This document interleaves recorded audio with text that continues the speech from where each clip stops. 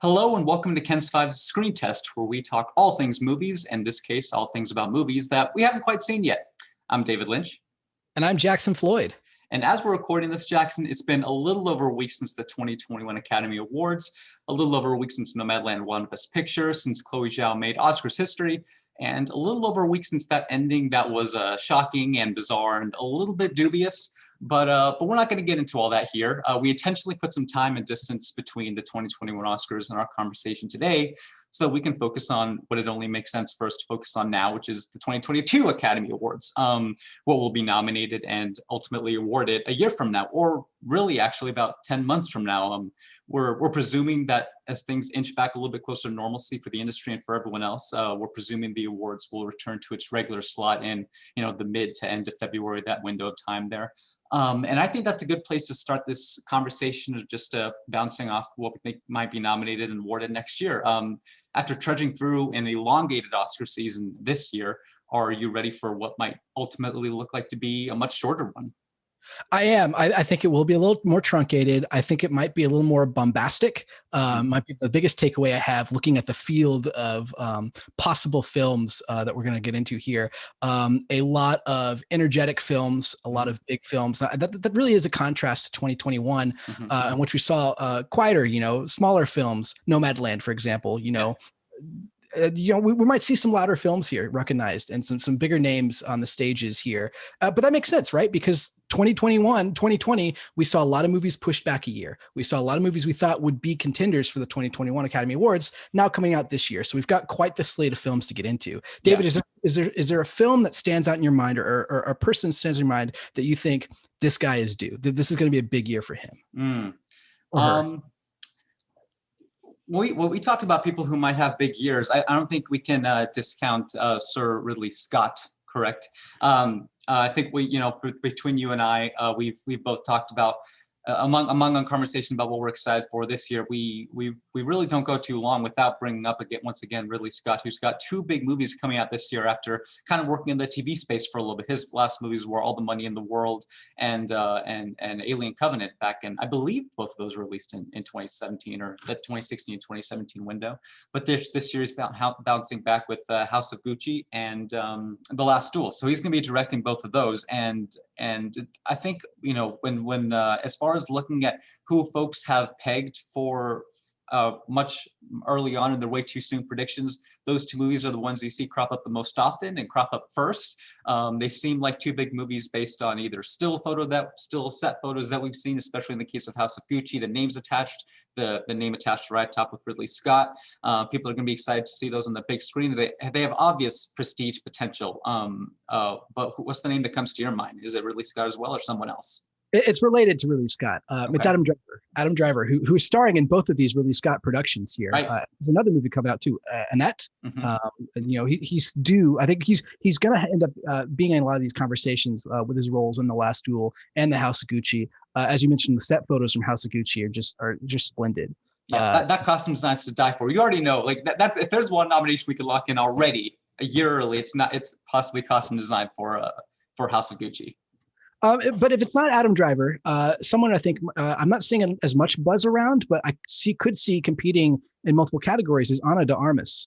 Okay. Ana de Armas is poised for a big year here, not only as the Bond girl in No Time to Die, which we might finally see this year, hopefully. Yeah, we'll see. But this is the last Daniel Craig James Bond film. There might be a push to get some consideration for that film out here. But she's also starring in Blonde, which is a biopic of Marilyn Monroe written by Joyce Carol Oates, directed by Andrew Dominic of, The Assassination of Jesse James and Mindhunter Season 2, big role in that. I could see her kind of garnering some buzz on that role as well. It's kind of interesting to see her take on Marilyn Monroe. She when at first thought doesn't seem to portray that. She seems very different from Marilyn Monroe, but I do think that she's a wonderful actress and interesting to see her portrayal of that. Joyce Carol Oates said that she was very much looking forward to seeing Ana de Armas in this role. So that was exciting. Yeah, as far as the ascending star of Ana de Armas, after Knives Out, after a year after we should have seen her in No Time to Die, it's going to be interesting kind of seeing that juxtaposition, right? Because No Time to Die is going to be a fall movie. I don't think we have a release date for Blonde, or we might. It might, but it's almost inevitably going to be a fall movie, fall winter release to get prime shape for Oscars contention there. So it's going to be interesting to see that contrast between those two roles. She does fit in a little neatly and enticingly as a Bond girl in No Time to Die. But you're right, Blonde is going to be a little bit of a different test for her, a challenge for her. And I agree that it does make sense to slot her in there for a Best Actress contender, a strong Best Actress contender early on, given how much the Academy likes transformation roles, given how much they like to honor, in ways honor the enduring power of historical figures through their portrayals, such as, let's see, the awarding of Best Actress for Renee Zellweger for Judy Garland. So that makes sense for an early Best Actress contender for sure. If we're going to keep it in that vein of historical figures, if you don't mind jumping over the Best Actor race for a second, I think it makes sense to look at Will Smith and for his upcoming movie King Richard, a biopic in which he plays Venus and Serena Williams' father. So I think that's going to be a really interesting movie to look at and slot him into. And people, as far as people who are due, it might be Will Smith for Best Actress or Best Actor Oscar. What do you think about that? Absolutely. I mean, from everything I've heard, the images I've seen, the promo clip that's available, this looks like just an outstanding performance from Will Smith on a very, when you look at the historical landscape, this isn't someone as far back as Marilyn Monroe in the 60s, right? This is more of a contemporary historical figure. But I think that Will Smith is going to be great in this film. I think he might, garner that kind of buzz as well. Looking at the rest of this cast here, I don't know if anyone else kind of garners any sort of award conversation, whether it's John Bernthal for supporting actor, just remains to be seen. But this feels like a one-person vehicle kind of movie. I don't know too much about the director either, Renato Marcus Green. I think this might be an interesting directorial debut for him as well. Not directorial debut, but first major film of this kind of prestige genre here. So very much looking forward to that one. Do we have a date for that one coming out? For King Richard, I believe we are looking at the wide old internet has it pegged for 19th of November 2020. So that's prime. Look at me, I'm ready for Oscars a window, right? Kind of end of November there. So that's what we're looking at for that one. So we've talked about a couple of smaller movies in which, like you said, nothing might distract from what we expect to be big, eye-catching performances and at its center that we're excited on for those two movies. Now let's transition a little bit to kind of big tent, big tapestry, long anticipated movies.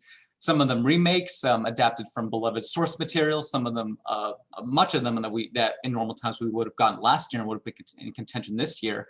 The movies I think make most sense to talk about. We talk about transitioning from this year of smaller movies and a Best Picture field of legitimate narratively quiet movies, but also in our real world, textually quiet movies. In the case that lots of the mainstream movie audiences weren't really familiar with this Best Picture field, right? I mean, just look at this year's Oscars ratings, less than 10 million people tuned in the ceremony. So let's transition from that year to this year when the big anticipated old school traditional Hollywood is going to make a comeback. I'm thinking about a movie that first comes to mind, West Side Story. Steven Spielberg, his re-up of a beloved Best Picture winner that I think is still beloved several years on, even with some of its elements that may not have aged quite as gracefully. What are you thinking about West Side Story? We had that first initial teaser during the Oscars, which is interesting. So, yeah, and I thought that was really, really timely for them to drop that during the Oscar ceremony. There is just to kind of look ahead, like, be ready for this next time this year. I'm looking forward to this. I thought that the trailer was really well done. Steven Spielberg is a master. He knows how to direct some stuff. Yeah, right. Tony Kushner is an outstanding writer as well. I don't think they would come back to the well here and remake West Side Story unless there was a reason to, right? Right. I think that's been kind of the conversation. This is one of the greatest musical adaptations on film, the 1960s version. So it'll be interesting to see what they can find, what they can bring to it. I got to say, I'm not a big Ansel Elgort fan, so right. I'm interested to see him take on this role and how he does in the role of Tony. Of course, this was a movie that garnered Academy Award nominations and a win for Best Supporting Actress when it first came out in the 60s. So it'll be interesting to see if Ariana DeBose, who's in the role of Anita, gets that same kind of recognition, if you will. Yeah. It's one of a handful of musicals that are coming out this year. You talk about the bombast, the loudness, the excitement. The other musical, In the Heights, the adaptation of Lin-Manuel Miranda's first musical before Hamilton, getting a lot of that same buzz. It's a little bit of an earlier release than West Side Story. It's going to be a summer release, which who knows how that factors into the Academy Awards, but it is still getting that kind of that buzz around it. I think between the two, West Side Story will walk home with more awards, but not to be left in the dust. There is In the Heights, and of course, Lin-Manuel Miranda has his directorial debut this year for a film called Tick Tick Boom, which I didn't know too much about until we started researching here. But Andrew Garfield plays a waiter in New York, trying to write the next great American musical. Bradley Whitford plays Stephen Sondheim in this film, so it'll be interesting to see what this movie is like. I imagine there'll be some musical elements to it, but I don't know that for sure. It feels very much like I'm getting vibes of La La Land, if you will, a New York set La La Land. But it might be kind of in that same vein. So a big year for musicals. Bradley Whitford might be a Best Supporting Actor nomination for Steven Spielberg. If in a perfect world, he'd be in contention every year. We love Bradley Whitford. And like you said, Lin-Manuel Miranda definitely primed to have a pretty big year. In between those two, he's also got an animated movie. He's going to be voicing a character, and I believe he's also producing Sony Animation's Vivo, which comes out in June. I believe that's going to be on Netflix release, which would make sense given that Mitchell's vs. the Machines with Sony Animation that also just came out on Netflix. So yeah, he's primed to have a really big year for sure. And like you mentioned within the Heights, it's part of the reason that you kind of need to jump into the Oscars conversation next year early is that we are only a few 5, 6 and change weeks from In the Heights releasing. So we're not jumping from the Oscars into a buffer period of some slow spring releases and then the summer starts and we get those early contenders. We're jumping right into it. It's already May the 4th as we're recording this, and we're going to get some of those big major early summer commercial projects early on, but then June will hit and the Heights hits, and we're kind of off to the races. So it's worth bringing up In the Heights for sure. It will be interesting to see how In the Heights fares against West Side Story. I also wanted to bring up real quick in regards to West Side Story.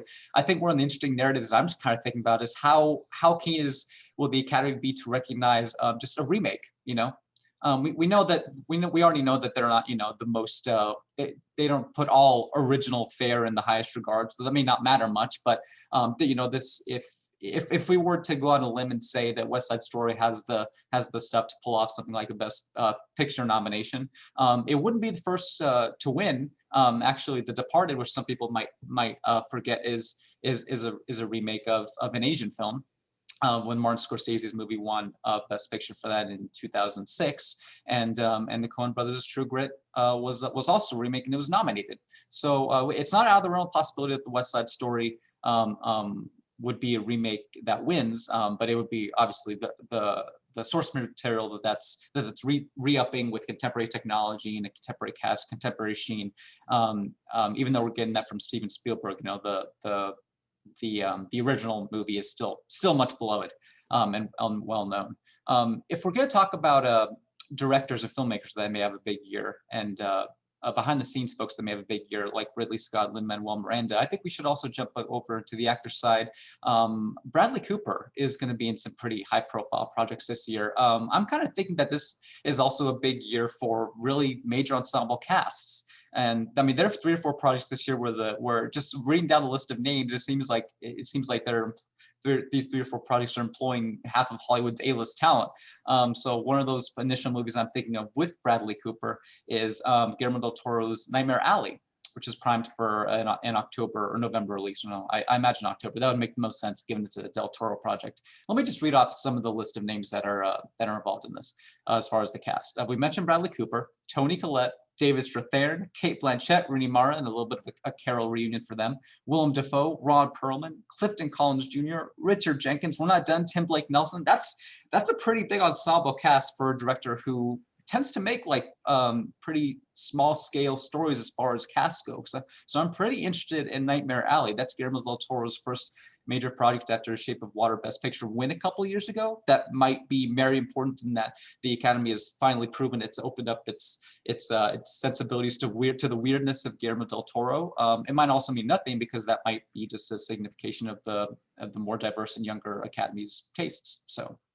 Yeah, I know you're excited for Nightmare Alley. You're a big Guillermo del Toro fan. I wonder if this kind of being more in the horror genre than, or it seems to be trending more in the horror genre than Right. Water was. Right. So it'll be interesting. The Academy Awards famously does not recognize horror films. Right. Go back to look at Get Out in 2016, I think it was now.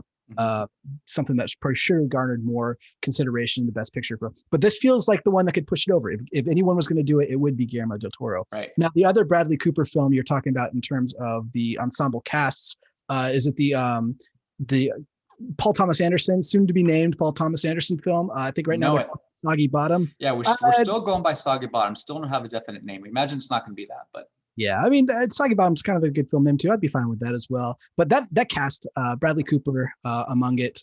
We're also talking about Benny Safdie, who is one half of the Safdie brothers, directorial duo, famous for their films Uncut Gems and Good Time. But he's kind of really branched out into the actorial side as well. I'll be interested to see him in this. Also in this cast includes Philip Seymour Hoffman's son, making his film here, and making a role in the film here. And then you've also got Elena Haim from the band Haim in this film as well. So be interested to see what comes out from Paul Thomas Anderson with this one. Go ahead. I was going to say a director who is well overdue for some Academy Award recognition. Yeah, if we're talking about people who are overdue, let's get Paul Thomas Anderson an Academy Award. He's been nominated for 8 of them. He's been nominated for Best Directing twice with There Will Be Blood and Phantom Thread.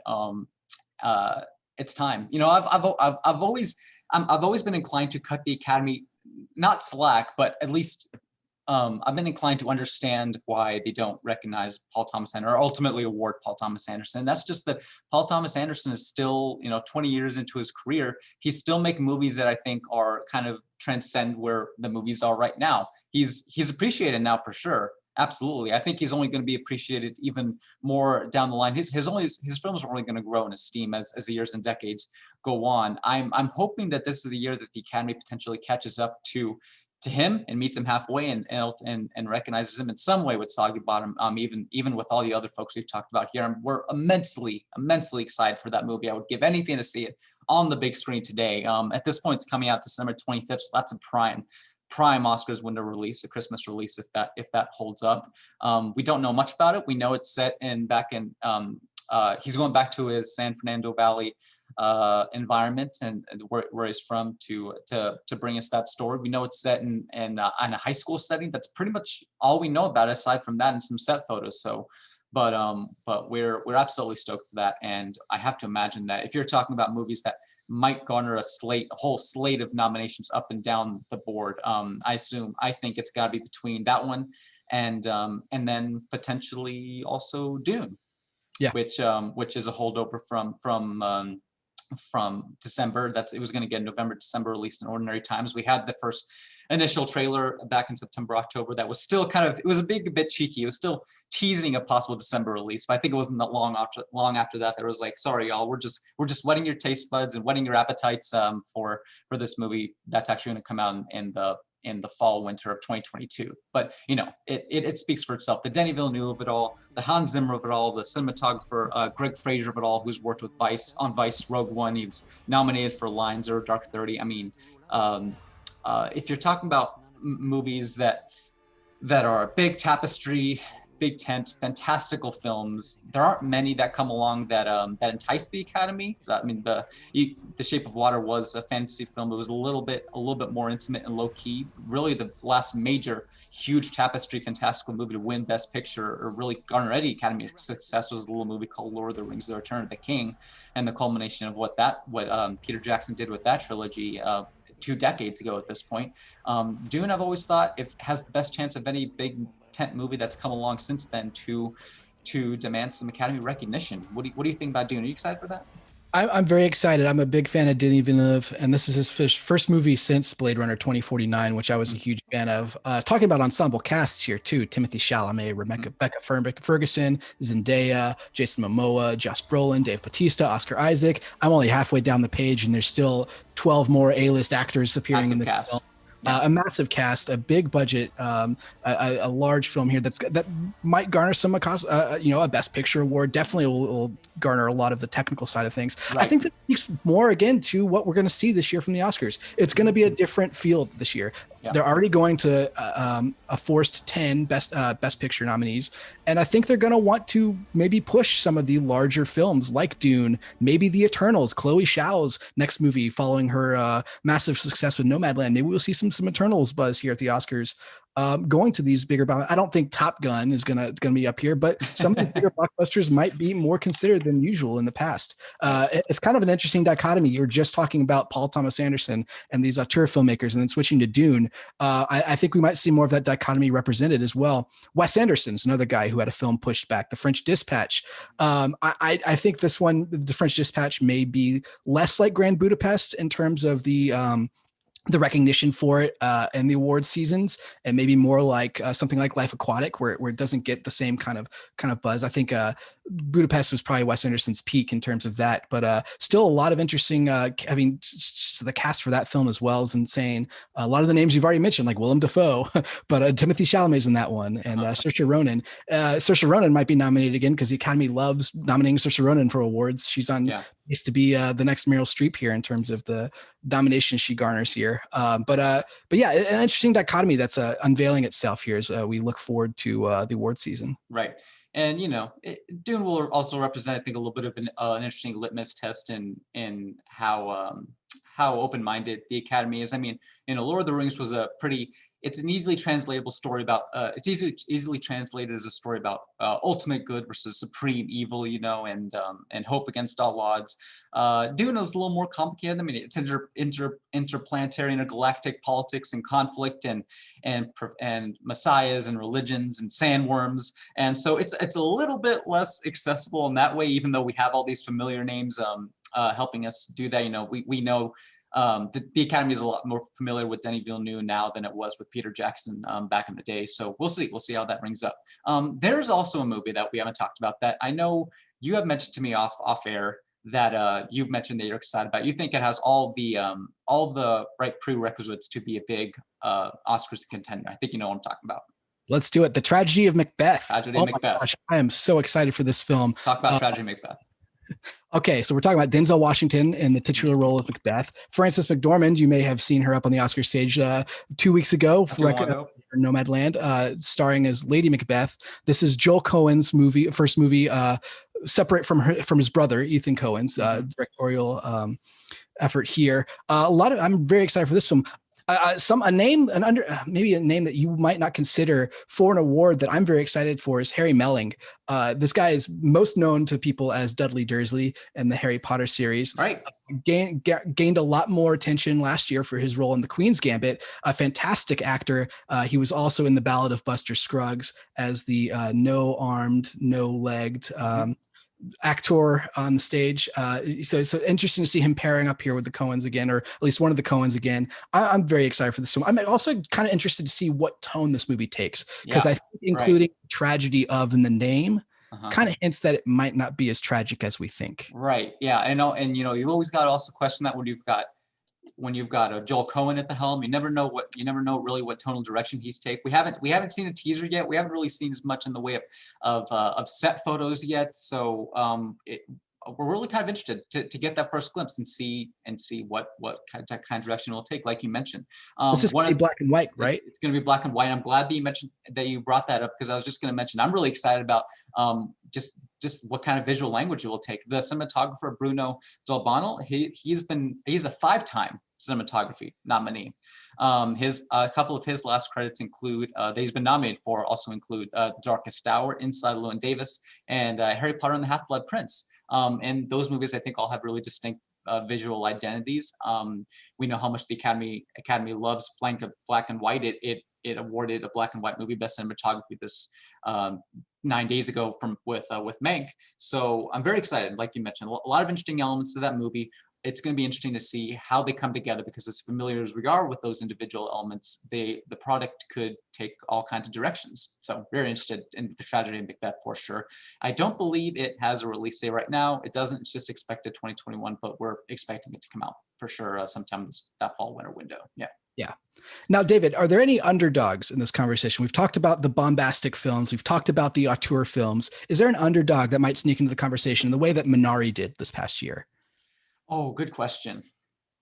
I can throw my underdog out if you want to think about it. Go right ahead.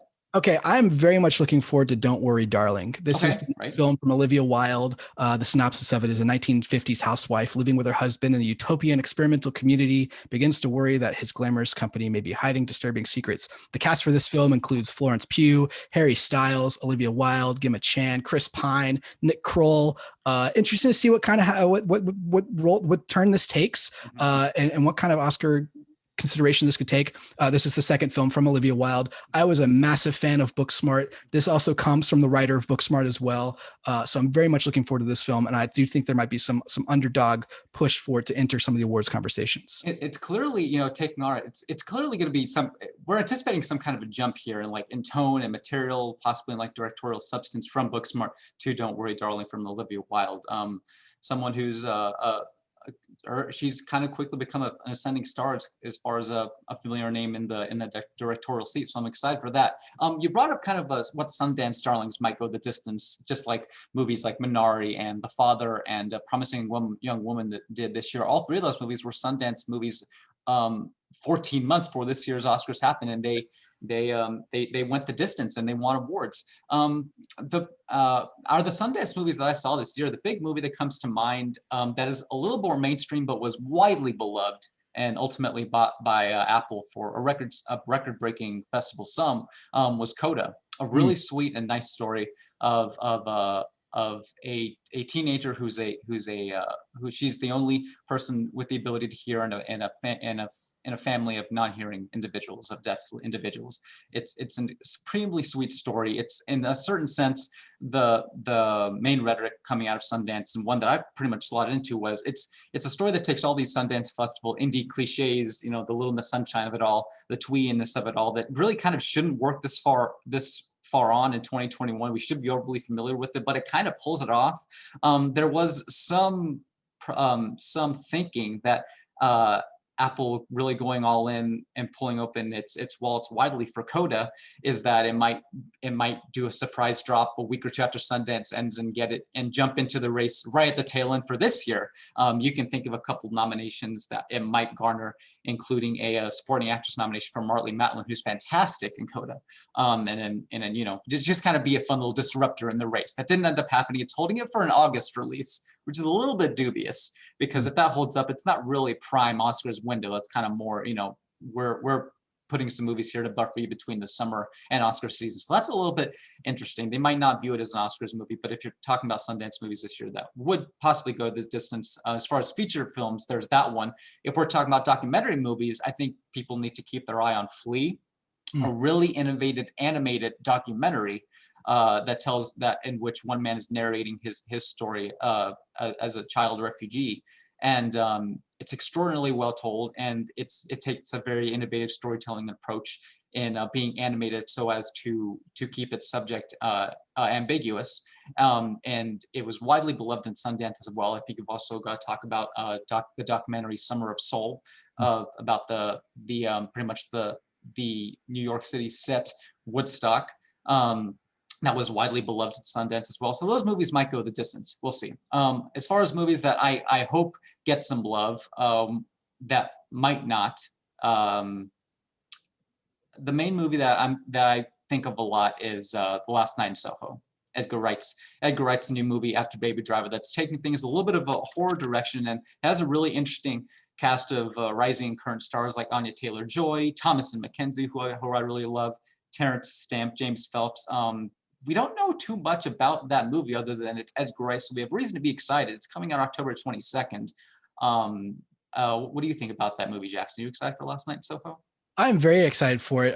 Edgar Wright is always someone who puts together a very like it's a very well constructed film. Whenever you go to see an Edgar Wright production, and you're also going to be entertained. So I'm looking forward to that. It's also Anya Taylor Joy, right? And this is an actress who blew up this past year with her roles in Emma, which I thought should have garnered more attention, and then of course The Queen's Gambit. So she's someone who might make waves in The Last Night in Soho. There's gonna be a lot of attention on this, and also a lot of attention on The Northman. You know, her other film. We haven't talked too much about The Northman, but that's another one that could garner some Oscars buzz. But Last Night in Soho is definitely on my radar. I definitely think it falls under that contention of horror films that the Academy might recognize due to the director behind it. We'll see. So I'm looking forward to that. Diana Rigg also in this movie. I think is this her last film? I believe this will be her final film. Yeah. A nice send off for her. Now, David, there's just I got to throw one film out there, and I'll put this one in the don't go there category. Don't do it. You know, this is going to be a film that's going to get 9 Academy Awards. It's going to get writer. It's going to get screenplay. It's going to get director. It's going to get 3 acting awards. And that movie is Being the Ricardos. I couldn't be least excited for a film written and directed by Aaron Sorkin. I love Aaron Sorkin. I think he is not a good director. But this one screams Oscar bait, and I could see it garnering some awards. This movie starring Nicole Kidman as Lucille Ball and Javier Bardem as her husband, Desi Arnaz. People have thoughts about Nicole Kidman's casting. They have thoughts. They don't have thoughts. But this feels like it falls into that conversation of, you know, actors who do impersonations of historical figures who get recognized. Nicole Kidman will most likely garner a Best Actress award. Javier Bardem is a fantastic actor. I'm not excited to see him as Desi Arnaz, but he'll garner some consideration there. Being the Ricardos, one that I know I'm going to have to watch because I'm a completist. I love watching all of the Oscar films, but couldn't be less excited for it. That's a good movie to kind of start our closing out a conversation. But to finish us off here, Jackson, I think we've had a really good conversation, and I know there have been some movies that we didn't quite touch on, but that's okay because we're going to have plenty of time ahead of us to talk about those movies. But I wanted to throw a curveball question at you here and kind of put you a little bit on the spot. What movie do you think will be this year's The Five Bloods, or I'm thinking of Bending Things? Now, when I mentioned that is what movie do we anticipate? It's a movie that we may have talked about or we may not have not yet. What movie do we anticipate should be in the line for a bunch of nominations and end up possibly not getting any love at all? You know, it didn't happen with I'm Thinking of Bending Things, even though you and I, you were a big fan of that movie. I was a big fan of the movie. It's very well deserving of a couple of awards that didn't get. The Five Bloods only got a Best Score. It was much due and it needed to get a lot more. I think we both agreed. So what do you think might be that movie this year? You know, I think the movie that might fall under the Five Bloods kind of realm of not being recognized is Don't Look Up. This is Adam McKay's next film, and it's actually coming out sooner rather than later on Netflix. It's a summer release. Interesting. Adam McKay, recognized as Best Director, nominated for Best Director for his last 2 films, The Big Short and Vice. And of course, he also won Adapted Screenplay for Vice. The cast for Don't Look Up includes Leonardo DiCaprio, Jennifer Lawrence, Meryl Streep, Tyler Perry, Gina Gershon, Kate Blanchett, Timothée Chalamet, Jonah Hill, Ron Perlman, again, finding himself into an ensemble cast, Mark Rylance. I just could see this one getting a lot of buzz this summer, and then by July and August is out of the conversation, which is very interesting for a Meryl Streep film or a Leonardo DiCaprio film. So it'll be interesting to see what comes out of Don't Look Up. I'm intrigued by it, and Adam McKay has been my favorite filmmaker of recent years. I wasn't the biggest fan of Vice, and just kind of the sensibility he brings. The recent word out of Don't Look Up is that it makes Vice look subtle. So, you know, that sets off some warning bells in my head, and I'm sure it intrigues some others. We'll be there to see what Don't Look Up is like. As far as my own pick for this question, as far as what might not get much love at all come nomination morning, and it breaks my heart to say this, but Steven Soderbergh's No Sudden Move, which, you know, Steven Soderbergh, really well-known director, and he obviously produced this year's Oscars telecast. He was one of 3 producers, let's say. But let me just read the quick plot summary of what we know about No Sudden Move from a director who most people will know from the Ocean's movies. A group of criminals are brought together under mysterious circumstances and have to work together to uncover what's really going on when their simple job goes sideways. Soderbergh, mysterious heist movie, maybe double agents, triple agents in there, a cast that includes Matt Damon and Brendan Fraser, John Hamm, Don Cheadle, Benicio del Toro, David Harbour, Noah Jupe, I mean, Ray Liotta. this is one of the most movies I'm most stoked about. I'm excited for any Soderbergh project. I think this is going to be this one seems to be a little more, it might have a little more, might have some more ambitions than Soderbergh's last project, which is Let Them All Talk, in which he essentially gathered Meryl Streep and some other a couple other of our best actors working today and say, let's go on a cruise and shoot a movie. This one seems to be a little more thought going into, a little less improv, if you will. It's going to be, I'm really stoked about it. We'll see what kind of tone it takes. We haven't seen much from it, but again, a heist movie from the director of the Ocean's movies and Logan Lucky, which that in itself took kind of mashed up different tones and genres there. I'm really excited for No Sudden Move. I'd love to think the Academy is caught up to Soderbergh, and even though he's won a Best Director Oscar for Traffic about 2 decades ago, he's kind of pivoted into this very interesting phase of just doing all kinds of interesting projects that jump into his mind. And I'd like to see the Academy kind of award him again in this phase of his career. I'm not sure if it'll happen though. Yeah, and I'm very excited to see this film, specifically because I think John Hamm is very much a Soderberghian actor. Right. I'm really excited to see the two of them pair up here. Just an exciting cast altogether, though. I mean, Kieran Culkin, Julia Fox, who I thought was Julia Fox, a shooting star out of Uncut Gems. This is, I think, her next big role from that out of that movie. So looking forward to seeing that as well. But yeah, we'll be interested to see if Soderbergh gets the recognition, if that film gets the recognition that it seems deemed that seems worthy of in that sense, but yeah, we'll be interested to see. We'll see whether the Academy digs it or not. Given Spielberg's track record, I'm still excited to see it. I'm sure I'll love it. My expectations are high for No Sudden Move and all these movies that we've talked about here, Jackson. It's going to be a really interesting year as we jump into what's going to be, like we said, possibly an order shot Oscars window. It'll go by a little quicker than last year's did. We're excited to see these movies. Exactly. I think this is going to fly by. We are just 2 weeks out from this year's Oscars. But we got In the Heights coming up shortly. Don't Look Up coming up, and just on the heels of that, and a slate of just amazing films coming up this year. So Absolutely. I'm very much looking forward to continuing the conversation with you as we go along here. Absolutely. And we're excited to continue the conversation with everyone else who might tune in and watch our conversations and maybe chirp in if you'd want to on the YouTube comments below. Feel free to. In the meantime, thank you for watching. I'm David Lynch. And I'm Jackson Floyd. We'll see you next time on Ken's 5 Screen Test.